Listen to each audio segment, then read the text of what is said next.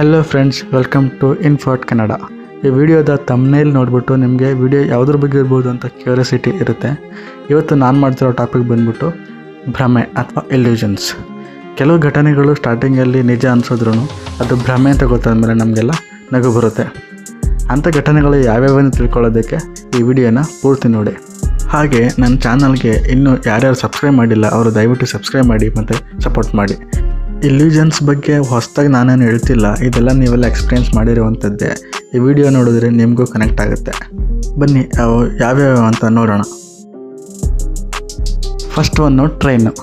ನಾವು ಟ್ರೈನಲ್ಲಿ ಟ್ರಾವೆಲ್ ಮಾಡಬೇಕಾದ್ರೆ ನಮ್ಮ ಟ್ರೈನ್ ಪಕ್ಕ ಇನ್ನೊಂದು ಟ್ರೈನ್ ಬಂದು ನಿಂತ್ಕೊಂಡಾಗ ನಾವು ಆ ಟ್ರೈನ್ ಯಾವುದು ಪ್ಯಾಸೆಂಜರ ಎಕ್ಸ್ಪ್ರೆಸ್ಸಾ ಎಲ್ಲಿಂದ ಬಂದಿರೋದಂತ ಯೋಚನೆ ಮಾಡ್ತಾ ಇರ್ತೀವಿ.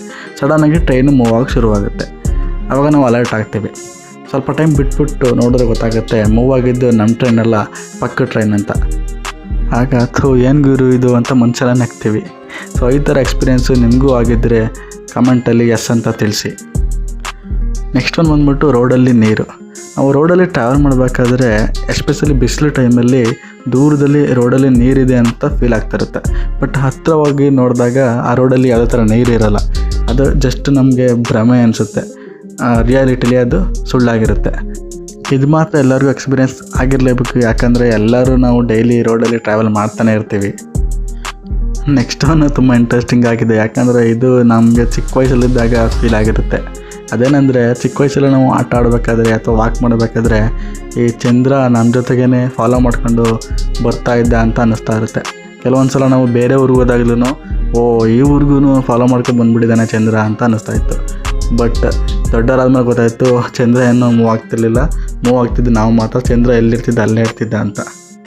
ನೆಕ್ಸ್ಟ್ ಬಂದ್ಬಿಟ್ಟು ಫೋಟೋ ಇಲ್ಯೂಷನ್ನು. ಈ ಥರ ಫೋಟೋಗಳನ್ನ ನೋಡಬೇಕಾದ್ರೆ ಆ ಫೋಟೋಗಳು ಕೂಡ ನಮ್ಮನ್ನೇ ನೋಡ್ತವೆ ಅಂತ ಫೀಲ್ ಆಗುತ್ತೆ.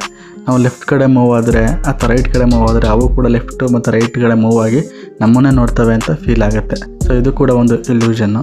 ಇದು ನನಗೆ ಎಕ್ಸ್ಪೀರಿಯೆನ್ಸ್ ಆಗಿದೆ, ನಿಮಗೂ ಆಗಿದೆ ಅಂತ ಅನ್ಕೋತೀನಿ.